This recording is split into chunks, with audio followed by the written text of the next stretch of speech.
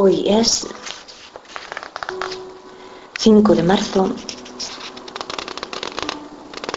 del 2013. Son las 6:52 del amanecer.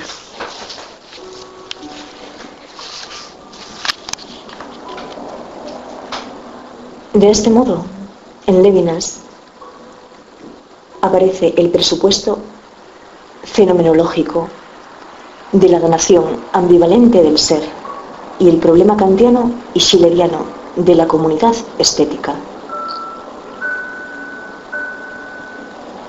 Para ahondar en la relevancia de esta cuestión crucial, deberemos profundizar en los manuscritos de la Husserliana, sobre todo en las ediciones citadas anteriormente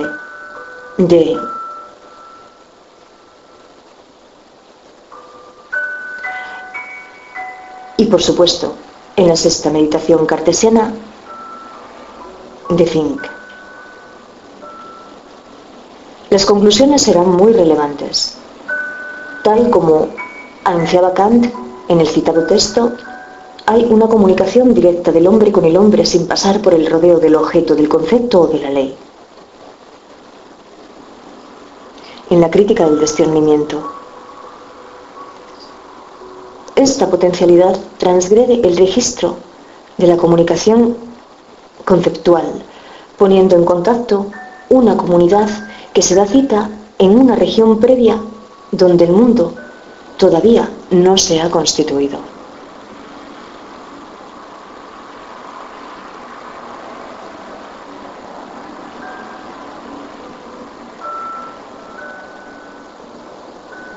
Esta relación de comunión virtual es, tal como señalará Michel Henry, una relación intersubjetiva, primordial, preintencional y fusional, una especie de pathos comunitario, prediscursivo, que es atravesado originariamente por el afecto, el cual a su vez reverbera en autoafección en cada uno de los sujetos.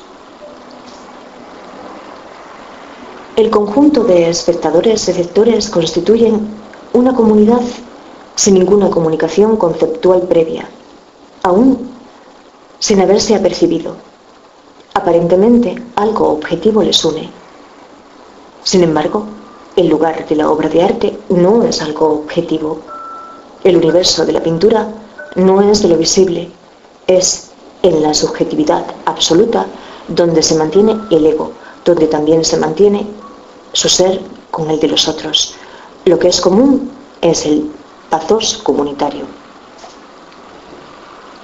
Por el contrario, Levinas sostendrá una posición menos optimista, mientras que para Merleau-Ponty el arte es una experiencia del aparecer, situada en la región inmediata de emergencia del sentido.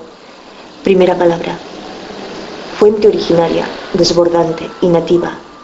En Levinas representará una inhumanidad sórdida y opaca, fruto de una caída, devaluación o regresión de la experiencia a registros anteriores al sentido, mudos, inefables y sombríos. La experiencia del arte nos mostrará el anverso oscuro del proceso mismo de constitución de la realidad. Significa, en definitiva, una regresión en desá, que se sustrae al concepto, al lenguaje, a la ley, a la relación con el otro y a la temporalización de la relación habitual con el mundo.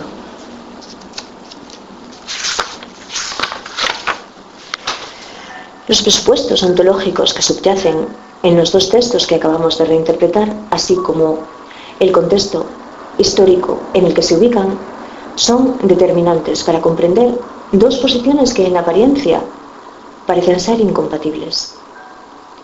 Su dialéctica expresa una aporía que se exhibe con ostensión en los años inmediatamente posteriores al final de la Segunda Guerra Mundial, pero que pertenece en definitiva a las propias condiciones que hacen posible el curso de la experiencia.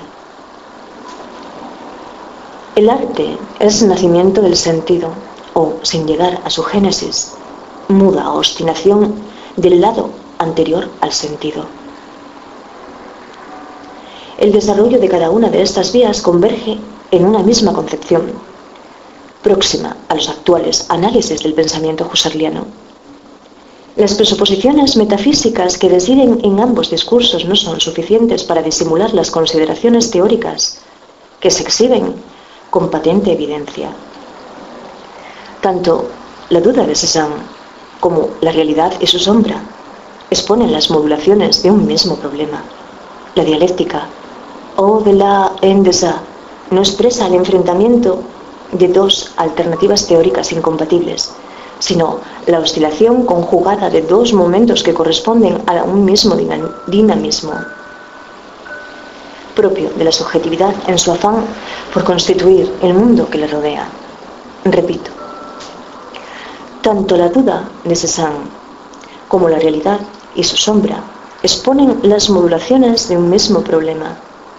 La dialéctica au-delà en deçà no expresa el enfrentamiento de dos alternativas teóricas incompatibles, sino la oscilación conjugada de dos momentos que corresponden a un mismo dinamismo, propio de la subjetividad en su afán por constituir el mundo que le rodea.